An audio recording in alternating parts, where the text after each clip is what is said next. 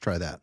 Hi, Danville. Alan Chills here, Chief of Police. We're at the town, and we are 10-8 and in service, which means we're here to safeguard the lives, rights, and property of the people we serve, and we do that in an effort to make people's lives better. Kind of a catchy title. Why did the cops call me about my child's scooter? So we are on a pretty big campaign. If you notice, the last few weeks, we've been educating people on scooters and e-bikes and really the off-highway motorcycles, basically the dirt bikes that are electrically powered and out there. So we are going to cover a section on that, and I just want to go over some stats. And I really want to go over why we're doing this. A lot of people, when we looked online, their impression is that this is as a result of, Danville being the fun police or Danville just making up rules, and I want to cover some of that. We do have some special events I want to talk about, but as our always evergreen topics, I want to see if you can download the FEMA All Hazards Checklist. A lot of good information in there on what you can do to protect yourself during these infrequent events that can cause a lot of havoc.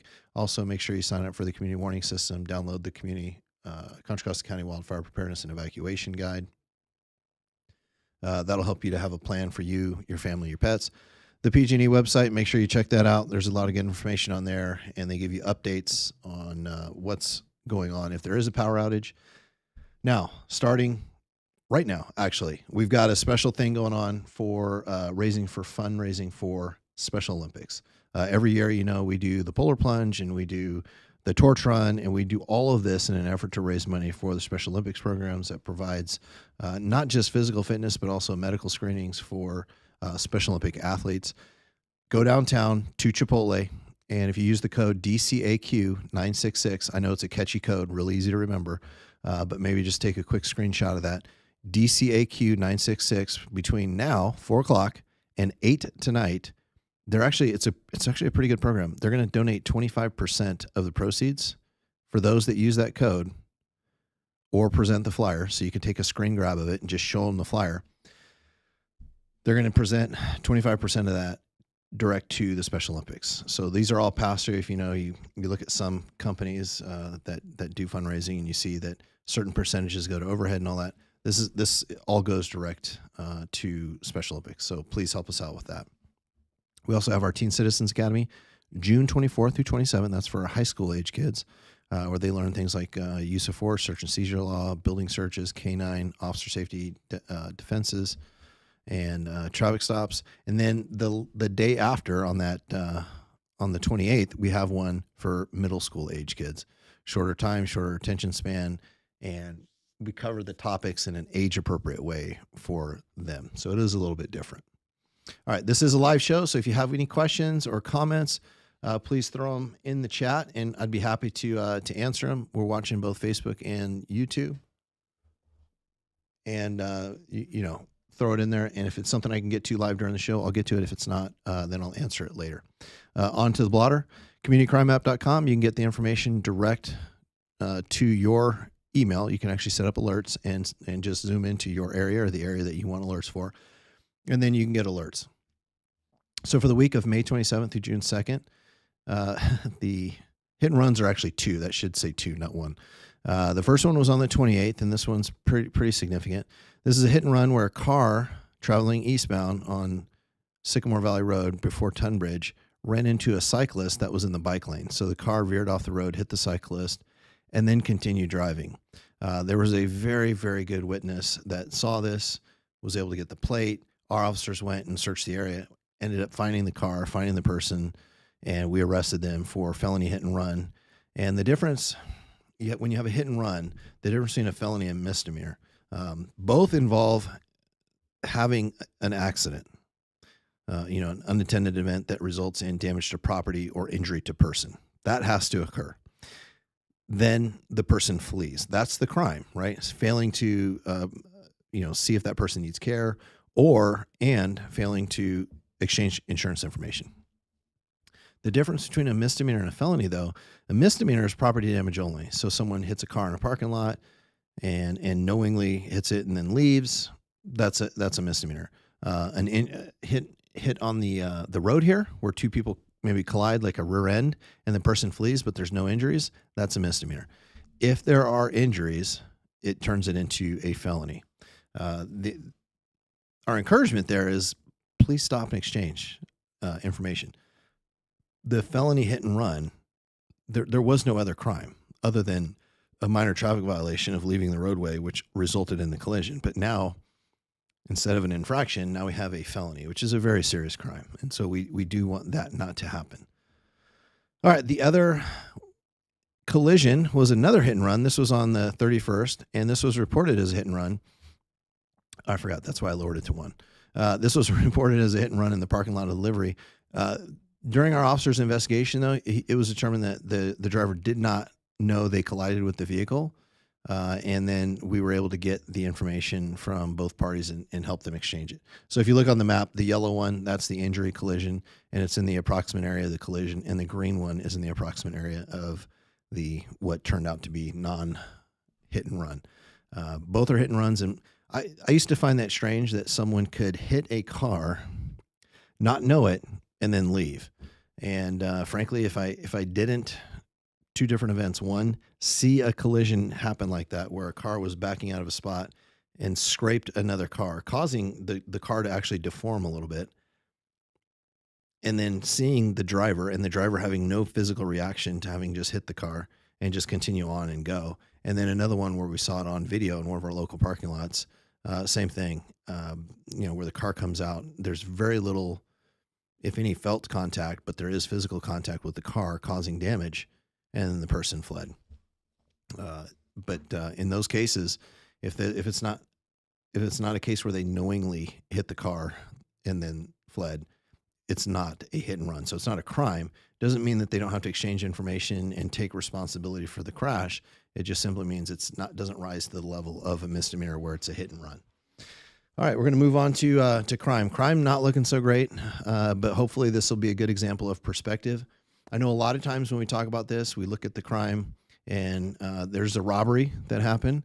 And a lot of times we look at it and immediately when we think of robbery, which is the theft of property by force or fear, we think of an armed robbery, a bank robbery, maybe one of those ones where that was the follow home robberies, those sort of things, very violent, very in your face. But you'll see that not all robberies are the same. All right, May 27th through June 2nd, we had the 1 robbery, 1 burglary, and 6 thefts. You'll see a little bit of a trend, and if you've been watching for the past few weeks, the trend is continuing. But on the 27th, that was our robbery, and this is where a 13-year-old tried to take, by force, an e-bike from a 12-year-old while they were both downtown. Now, there is, these are young kids, so they're 13 and 12 years old. It doesn't mean that a crime didn't occur. How we handle it would be quite different. What we do is we have a juvenile diversion program here, so we don't usually send kids, especially when they're that young, to juvenile probation or the criminal justice system. We usually try to handle it here in-house with our school resource officers. So just so you're aware of how those get handled. On the 28th, we had a theft of a license plate from an unknown location, possibly well parked downtown. And then on the 28th, we had a report of 2 bicycles that were stolen from outside a home on El Rincon, and that happened over a period of a couple of days. And this is one of the trends, and this is the shoplifting trend, mostly for alcohol. On the 30th, we had a shoplift of alcohol from Safeway on Comunitas Area, and that was at 6:50 p.m. If you remember, over the past few weeks, I've been covering it, and it was happening at about 12:30, 1:30 to kind of in that wheelhouse. On the 31st, we had another theft of a license plate that was reported, and this was over a period of about 5 days somewhere in town. And then on the 31st, we had a theft of dog food from the Pet Express on San Ramon Valley Boulevard. And then on the 31st, we had another theft from the Safeway again on Comunitas Area. And in this particular instance, the suspect entered twice within an hour. And that's what made that particular one a burglary. The difference between a burglary and a theft, robbery I covered, that's taking of property by force or fear. Theft is simply taking someone's property with the intent to permanently deprive them of it, never give it back. And then burglary is when you enter a structure with the intent to commit a theft or any felony. So in this case, with the person stealing, coming out, going back in, stealing some more, and coming back out, it can be strongly assumed that the person went in with the intent to commit at least that second theft. On the 2nd, we had a theft of a motorized bicycle from a home on Lagonda Court. So that is the crime for the week. Not great. All right, so going to talk about some of the arrests. One of them in particular I want to pay close attention to, and that is the first one here. Look at the list. May 27th through June 2nd, 2 teen boys were arrested. One of them had his license for only a couple of weeks. And they were both issued citations for speed contest on Ceremony Valley Boulevard and Jewel Terrace. Now, I included a snapshot. That's the LiDAR. If you look, the left number on the left, if you can't read the title, it's the speed. So the speed is 98 miles per hour. The range is 411 feet. So that means that the officer had this observation at over 400 feet. And let me explain how LiDAR works. Is the officer will view traffic with their own eyes. And what they'll do is they will make a speed estimation based on their training and experience. And then what they'll do is they'll use the LiDAR or radar, but in this case it was LiDAR. They'll use the LiDAR to confirm their visual estimation. And so in this case, the officer saw the 2 cars. He ended up getting a LiDAR reading on at least one of them of 98 miles an hour, which is lightning fast for San Ramon Valley Boulevard. I mean, that's too fast for the freeway. Certainly too fast for a road where you've got lighted intersections, uncontrolled intersections. It's, cyclists, joggers, all kinds of people. It's not good. So I know that I put in here that the boys were cited, but that is a misdemeanor. That is an actual arrest. Those 2 boys were arrested. They were issued citations and released to their parents. On the 28th, we had a female driver that was booked into the Martinez jail for felony hit and run. That was covered on the last slide. And then on the 31st, we had a man that was arrested and booked into the Martinez jail after a vehicle stop for 2 out-of-county warrants. One was for vandalism and the other was for DUI. Now, that May 31st, that was actually as part of a DUI suppression. We will do this from time to time where we'll take extra cars and we'll put them on duty with the sole intent of looking for people that may be driving under the influence. So they're looking for poor driving, people weaving into the road, people running stoplights, stop signs, those sort of thing. And so we will sometimes catch people that are doing other things as a result of the enforcement action. All right. Probably the reason most of you are here, and I'd really like it if you have a question about this topic with e-scooters, e-bikes, and off-highway motorcycles. And I'll be honest with you, e-bikes, those are the ones that are class 1, 2, or 3. Usually you see them, they look kind of like a mountain bike. Sometimes they look like a cruiser. They go either 20 or 28 miles an hour, either with throttle or pedal assist. We don't have as many problems with those. What we're seeing the problems with are scooters, so the electric scooters, and we're seeing problems with motor-driven cycles, which are kind of those Super 73s. Those are the ones that the vendor will tell you they're class 1, 2, 3, or off-road.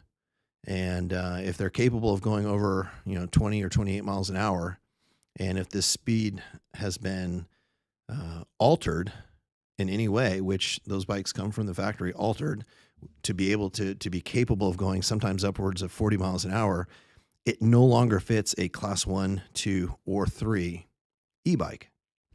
So those are not e-bikes. What we see when we get complaints from residents, it is usually the scooters, it's those motor-driven cycles, and it's the off-highway motorcycles.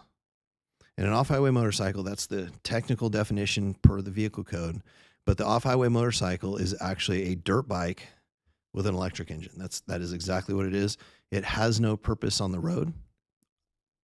Granted, if you ask a 15-year-old, they say the purpose is a lot of fun. I'm not disagreeing with that. I'm sure they're a lot of fun. But there is no legal way to ride those dirt bikes on the road. It's just like when I was a kid, we had little Yamaha 80 dirt bikes. They were not street legal. They had no registration. You could not drive them on the road. And certainly if we're out for lunch sometime, I can tell you the story of what my dad did to correct the behavior at our house, at the Shields house, for when my brothers took those bikes out. But it wasn't a good day. But they have no business being out on the road. So what you will see us focusing on quite a bit are the out of class, the underage riding of the scooters. And we'll look at the dirt bikes that are out on the road, and then general bad driving.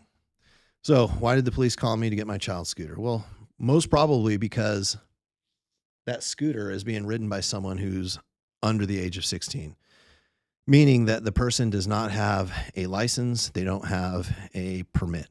Now, a lot of questions come up that why does my child need a permit or a license to drive this scooter if they're, 14 years old, but they can ride an e-bike that'll go, 20 miles an hour. It doesn't make sense. I'm not disagreeing with you. It doesn't make sense. If we were looking at just the characteristics, sure, it should be maybe speed related. The reason that a lot of these laws were enacted with these scooters, though, was because of the proliferation of them in the rental market, the rideshare market. And if you remember back 8-10 years ago, you were seeing a lot of accidents with them more in the cities, but you were seeing a lot of accidents with them. You were seeing them being driven poorly. You were seeing them driven on the sidewalk, being left on the sidewalk. So the thought was, if you make the person riding it responsible to have a license or permit, you at least know that they've passed a test and they know what the rules of the roads are. So in other words, that person will stop at a stop sign. They will stop at a stoplight. They won't ride in traffic where they're not supposed to. Essentially, they know the rules of the road. That is the reason for that portion. Why do we even bother enforcing the laws for e-scooters, off-highway motorcycles, and e-bikes? I'll tell you, this is a little bit of a tough one. I can look and I can just use a little bit of logic and say, because there's a heightened sense of danger. Depending on the study you look at, if you're riding a motorcycle, you're somewhere in the neighborhood of 27 times more likely to be killed in a collision. It's hard to look at motorcycle laws because motorcycles can go quite a bit, or motorcycle studies, because they can go quite a bit faster than our scooters and all that. So I'll cover some, but I want to cover one incident, and this is very typical of what we get reported to us from all of you as a reason why we need to do this enforcement. There's some video, and it's going to take place at the off-ramp of Stone Valley Road from I-680. So if you look, you're looking, north is up on this map. Westbound is to the left and east is to the right. So there's going to be a vehicle. You're not going to see the vehicle because it's actually a Tesla. So what you're going to see is you're going to see the camera from within inside the vehicle, kind of like a dash cam view. That's what you're going to look at. That's going to be the blue line. The red line is going to be the scooter that goes by. And what I want to do is play this video, and I'll narrate as we go. So this is a video of a video, so I apologize, but you can see now the Tesla's in full self-driving mode, which means the car is driving it. And truth be told, this is my video. I'm the driver. I'm looking, that car goes. At this point, I start to look and double check to the left to see if there's any cars. There's no cars coming. There's no pedestrians. There's nothing. I don't know why the car's not going. I actually told my wife, hey, I'm going to press the gas right now. Boom. Here comes this guy on a scooter going the wrong way. Now, if my wife didn't look further down the road, basically the wrong way, past where the pedestrian pocket would be, I would have certainly hit the gas, and I'm sure there would have been a collision. Thankfully, the Tesla was driving. I wasn't, and the Tesla looks 360, where I'm only looking in one direction, where the cars are coming from. But there's no doubt in my mind that that collision would have occurred, and it would have occurred. And we'll look at the map here. It would have occurred because if you look at where the person was riding, they were not a pedestrian because they were not on the sidewalk or on the crosswalk. They were riding in the roadway. That's the area of the road that is meant for vehicle traffic. So they're traveling where vehicles are, and they're literally driving the wrong way. Now think about it. If you're in your car, you would not drive your car eastbound in the westbound lane. You wouldn't do it. And that's our recommendation to people riding bicycles, riding scooters, is if you wouldn't do it in your car, don't do it on that device. It doesn't give you a pass to violate the law, to drive the wrong way, to run stop signs, stoplights, all that. So please be aware of that. Now, let's take a look at some numbers real quick. I went and I thought, why not look at some of the rules, right? We have helmet laws, and believe it or not, you can get a DUI on a bike. So this part of this message is going to be for some of the adults, but let's take a look at some of the stats. If you look, just take a look all the way at the bottom at 2021. If you look down here, 2021, the number of fatalities where helmets were not worn, the percentage for no helmet use was 61. The percentage for helmet use was 15. The unknown was 24%. Even if you stack the unknown on top of the helmet use, the 15, it's 39. It's still well below no helmet use. And I can tell you, those are the stats. I can tell you anecdotally, I have seen a collision where we believe the car was going about 35 to 40 miles an hour, driving the speed limit for that road. The cyclist made a maneuver which caused them to be ejected towards the car, and the car hit the rider right in the head. But the rider was wearing a helmet. And of course, it's a newer bumper. That person survived. I couldn't believe it. Saw it with my own eyes, could not believe it. So we know that helmet use works. So when you see us and we're out there and we're telling kids to put helmets on, because the law is if you're under 18, you have to wear them. If it's a class 3 bicycle, so the ones that go 28, or if it's a motor-driven cycle, or if it's a motorcycle, you have to wear various types of helmets. But certainly for our kids that are under 18, they need to be wearing helmets. All right, let's look at some of the facts, and these are all from IAHS. There's a link in the description to a lot of this. 65% of the deaths in 2021 caused on major roads other than interstates or freeway, and then 32% occurred on minor roads. If you look at the under 20, it's a little bit higher than that. If you look at the blood alcohol content, and this is ages 16 or older who were killed in 2021, 19%, so almost 1 in 5 had a BAC of 0.08 or above, which is over the legal limit for riding a bicycle on the road. Bicycle deaths peaked between about 6 and 9, so the evening, the dusk hours. And then 85% of bicycles were killed in urban areas, and this represents a significant shift when it was about a 50-50 split in 1975 between urban and rural areas. All right, I'm going to cover some definitions real quick because it's going to really play into the next slide, but we need to cover kind of what these definitions are so you can see what the S-curve looks like depending on the type of injury. So a fatal injury is when death occurs within 30 days of accidents. Serious injury includes fractures, concussions, internal injury, crushing, cuts, lacerations, shock, and where the person goes for inpatient care. And then slight is minor sprains, bruises, lacerations, usually those not requiring sutures. And this is going to be a study, and this was actually a pretty significant study that was done where they reviewed, I think, 54 different studies. So it was a meta-analysis. All right. And if you look, what they kind of came up with was look at the curve. So if the bottom portion is the speed. So 0, 10, 20 miles an hour, 30 miles an hour. If you look at fatal collisions, that's the line that I think is the most important. At about 20 miles an hour, it's about 10%. So 20 miles an hour, 1 in 10 pedestrians, and this is pedestrians, that are hit by a car are going to result in death. And then that, if you look, it goes up very, very steep. So to the point of when you're at about 34 miles an hour, it's about 60%. That's pretty significant. And if you look at 50 miles an hour, you're getting up to 8 or 9 in 10. And I actually broke one out to look at a very specific study. And this is pedestrian fatality related to speed. If you look again at 18 miles an hour, it's 5%. At 23 miles per hour, so that's in the neighborhood. That's 1 in 10. That's 10%.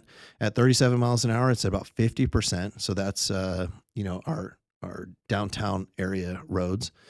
At 42 miles an hour, so that's a very slow driver on Camino Sahara, it's 75%. And at 50 miles per hour, so that's probably not even your average Camino rider, it's at 90%.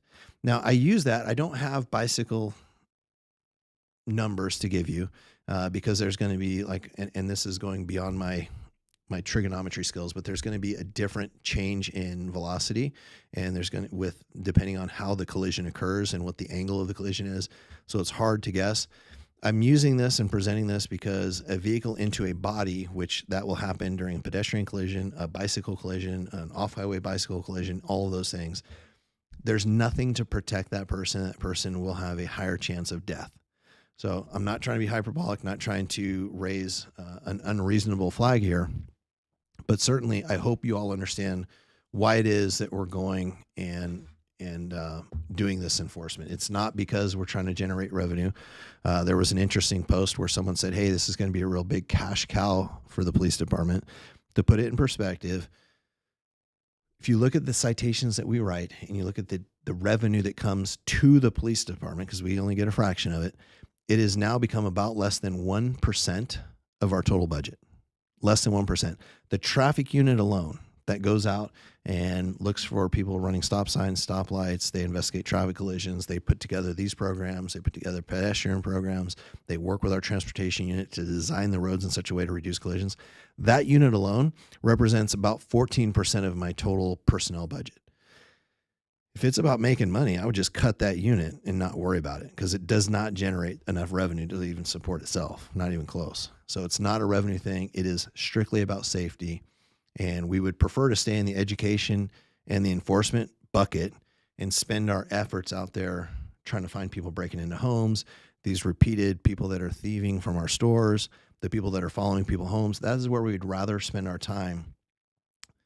But if there's a possibility that someone could die from the behavior that they're doing, we have an obligation and a duty to go out there and enforce that. So I hope that you all understand that.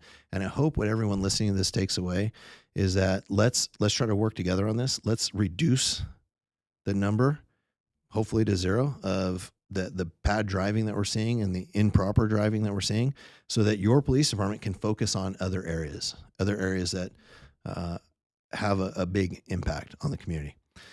All right, I'm going to check the chat here. Hi, Sue, and hi, Kim. Okay, so Laura says, there's one particular child that I observed on Iron Horse Trail and between Greenbrook and Fostoria. There's no plate or way to identify for reporting going too fast.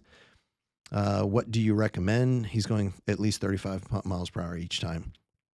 Laura, just put in the notes about what time, because typically these kids are, what I have noticed, in a little background, I usually walk or ride my bike to school, or to school. How about to work?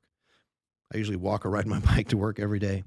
And so I notice kind of the same kids all the time because I'm walking or riding during that same period. So I see the same violators all the time. If you give us the time, what we're trying to do is we're trying to take those times. So it's going to be a little different come next week, but the before school time, the after school time. And we've been out at the Iron Horse Trail. We've been out at kind of the release point for Diablo Vista, Charlotte Wood, trying to educate the kids. We've been passing out those flyers, getting them to bring them home to their parents, because we realize it's the parents that probably need the most explanation for why their child can't ride the scooter that they just paid $1,000 for. So we've been working on that. So if you give me the time that you're seeing it, Laura, what we'll do is we'll just go out there, because there's a few different stops between Greenbrook. Actually, there's not. Greenbrook and Fostoria, there's not. So we'll post up either on Greenbrook or Fostoria to see that person coming out and see if we can't do some enforcement there. Oh, between 3 and 4. Perfect. All right. Laura, you're quicker than I can scroll down. Good job. Sue says, please explain what no loitering means at the strip malls. My understanding has always been if you're not there to make a purchase and you're just hanging around, it's loitering. Sue, that's a great question. There's a couple of different things. One, there used to be a law about loitering in public spaces. And it was simply a law called loitering. And well before I was a police officer, that was struck down as unconstitutional. In other words, if someone was standing in the public right-of-way, so like on a sidewalk, not blocking the sidewalk, in other ways not committing a crime, but just simply standing there, that was deemed not to be a crime. It was a violation of that person's rights and liberty to arrest them for that. So that law is not there. What you're talking about essentially is trespassing. And that is when someone loiters on a private property. So a strip mall is owned by someone, right? A company owns that. A management company may manage it, but someone owns that property. And then the tenants have rights as tenants to how their space is used. So loitering really has more to do with the tenants and the owners of the property than it does the police. Like, we don't go looking for loitering violations. Typically what you'll see is it's an area where I've seen it a lot at convenience stores, where an area where people may hang out front, and the store owner does not want it because they feel that it obstructs business. And so there is a law, and there's also a county ordinance that says you shall not loiter in front of an adjacent business. And they usually put signs up, and we would treat it like a trespass. We would simply ask the person to leave, and if they refuse to leave, we would issue them a citation for loitering, and they'd have to answer that. So I hope that that helps, but it's meant to help landlord or business owners keep their area habitable and presentable. Now, let me give you one story. We did have a homeless person who also had some medical and mental health problems. This is several years back, and they were between two businesses, clearly in the private property area. That person, we would get calls on them. They were actually defecation kind of signs on the sidewalk near where they were at. We didn't see them do it. They're not on camera doing it, so we can't prove that they did it, but that started showing up when they were there. We would get calls from customers telling us, hey, this person's here. They have a lot of odor to them. It looks like they need help. And our stance is we want to go out there and we want to try to help the person. If we can get them medical services, mental health services, housing, food, whatever it is. We go to the person, ask them if they need some assistance. They say no. We go to the two businesses that the person is between, and they say, both businesses say, nope, not a problem for us. We don't mind them here. There's no law violation at that point. The person stays. And this went so far as to when it got to the colder months, our officer was able to call around 2 shelters, was able to find a shelter that would take the person with their medical and mental health problems. And when we offered them that location at a neighboring city, the person asked us what city it was. We told them, and they looked at our officer and said, I would rather be homeless in Danville than go to that shelter. And so there they were. So that was kind of how that was handled. And that has, I hope that helps to explain kind of how your officers here in town would handle a loitering complaint in front of businesses. So Sue says the Rose Garden has signs all over that show no loitering, but kids hang around and loiter just about every day there. Sue, again, loiter is really going to be recognized by the business owners themselves. We don't proactively go look, we don't look and find kids and then go to the business and say, hey, they're loitering. Ours are all going to be complaint driven, usually from the owners. We've had it where there was a homeless person that kind of laid their blanket right in front of one of our businesses, right by the door. They called and let us know that they didn't want them there. That was private property. So we went and told them, hey, it's trespassing. You can't be here. And the person moved along. And so it really is going to be driven by those owners. All right. And then Laura, we will make sure sometime over the next week, we kind of have a team that is getting together and working on the scooters. And we're really trying to take a very active approach, but I guess a very gentle approach, right? We don't want to start issuing kids citations and do that. We want to make sure everyone's informed. We want to give a lot of time for parents to make this adjustment and really work it out. But on the education side, we're being very, very aggressive. You can see we've done a couple of Facebook posts. We've dedicated a lot of 10-8 time to this.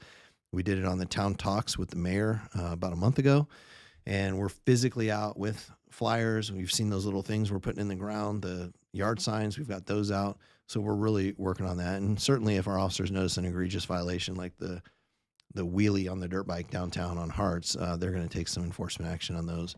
But we're really working that pretty assertively now. So if you know someone that is interested in what their police department is doing, we do have that Teen Citizens Academy, June 24th through 27th. That's going to be for your high school kids. And then on the 28th, the following day, we have got a one day for our middle school kids. Make sure you log in and subscribe to the community warning system by the Contra Costa County Office of the Sheriff. Download the Resident's Guide to Wildfire Preparedness and Evacuation, and then check out the PG&E website. There's a lot of good information there. Download the FEMA All Hazards Guide and help us to keep Danville safe and ready should those disasters happen. Again, this is a live show. If this is something that you like, make sure to subscribe. If you're on YouTube, make sure you subscribe. Click the bell for notifications. And if you're on Facebook, just give us a thumbs up and let us know that you like the content. Last week, we had asked about whether or not, and Eric, I'll get your question. Last week, we had asked about whether you want those breakdowns of the law. So as we come across these opportunities where crimes are committed or things that may be a little confusing, we're going to start doing that. So for this, I'm actually compiling a list of some of the laws as it relates to scooters so that we don't just try to distill it down, but we actually show you what the law looks like and then try to provide you an example of why it may be there. All right, let me read yours. So Eric, it's confusing. I'll agree with you, and I haven't even read the rest of it. It's confusing because schools like elementary and middle schools don't have kids of age to legally ride a scooter at all, yet schools let them bring them onto school grounds. Kids can bring booze or weed to school, can't bring booze or weed to school because they aren't old enough to consume, but can the scooter. Schools should be first stop to crack down on it. So Eric, here's what I'll say, and I think our schools are actually working on that. We've been working with both Charlottewood and Diablo Vista. Diablo Vista, I went out with Jeff Osborne. I hope I got his name right. I don't want to be disrespectful, but Jeff did an interview with me out at Diablo Vista Middle School They then sent that out to all the parents of the San Ramon Valley, and it had to do with scooters. And we said, if you're in middle school, there's no chance you're riding an electric scooter to school, so don't bring it. They did work at reducing the number of scooters at Diablo Vista. They did notice an impact. What we're going to do is we're going to be quite a bit more aggressive come school next year. But Eric, you're right. It is confusing because it's been allowed to occur. But now that it's kind of hitting this explosive growth, we're hitting that kind of upswing of that S curve. We're gonna make sure that we tamp that down. You're right. If you can't bring other things because it's age restricted to school, why should you bring that? But to be clear, for enforcement of the laws, it really does fall on the police department. I understand that the school plays an administrative role in that, not to allow things on their campus. That's why we work with them. But we don't want this to be solely their burden. We want to make sure that we're sharing it. We want to make sure that we're working with them, and we're trying to hit the parents on all communication channels that we can, so that when we start calling parents and saying, hey, I know you're out to lunch, I'm sorry, but little Johnny is out here on Harts or up at Crow Canyon Road on their scooter with 4 of their friends. You need to come get the scooters and pick the friends up and deal with this. That it does not come as a shock to the parents, that they understand, okay, I understand why this is happening. So Eric, we will work on it. So I do apologize. Mark says, I honestly don't think most people have a clue about the different classes of e-bikes and the laws relating to any electric vehicle. Your summary was very helpful. So Mark, and we're also going to work on, actually we're going to steal it from the school district. The school district put out a very good, matrix that kind of highlights the different types of vehicles and who can ride them and where you can ride them. So we're going to work on that, and we're just going to keep pushing the information out. If you notice those yard signs, and we'll have another yard sign push towards the beginning of the school year, kind of to coincide with that. But this one was really targeting e-scooters. We're going to expand that a little bit. But we realized that an audience, whether you're watching here or you're riding down the road, an audience only has a capacity to take in so much information at once. And so what we try to do is, give one with a summary of rules, and then maybe give one sign that had a rule. Hey, must have a license to ride a scooter. Then the next sign was must wear a helmet if you're under 18. And the next one was can't ride it on the sidewalks. And so we realize that can be kind of confusing. If the sign says you can't ride it on the sidewalks, well, you can't ride it at all if you're under 16, right? But we do have a lot of adults that like to ride them, and we want to make sure they're riding them safe and doing what they do. All right. Eric, yeah. So Eric said chief summary is awesome on the rules. So we'll keep working on that, and we'll try to make sure we make it very digestible and very easy. It is confusing. I mean, we've spent hours going through different areas to see if we can't make it digestible. Eric says, thanks. Hope officers are staying cool. I'm staying really cool. I'm in the office. This is great. I just collate paper and stuff. Poor motorcycle officer on Camino. Hope they took PTO today. Yeah, it's pretty hot. They're and if you think about it, they're not just wearing the shirt, they're wearing the vest over it. They're out in the field. And if you raise your hand and say, I need help, we're going to be there. So we're not just stuck indoors and whatnot, but I can imagine they're hanging out in their cars maybe a little bit more than they are walking the beat. And Sue says, yes, 97 degrees with a bulletproof vest and long sleeves is hot. Yeah, not easy. That's, I think, why some people prefer the nighttime shift. All right. Well, that is it. Appreciate you all joining us early. We are trying to get to the middle school graduation. We want to make sure that we're helping out there and supporting there. And we are 10-10, but we're always 10-8 in service to all of you. Thank you and have a good night.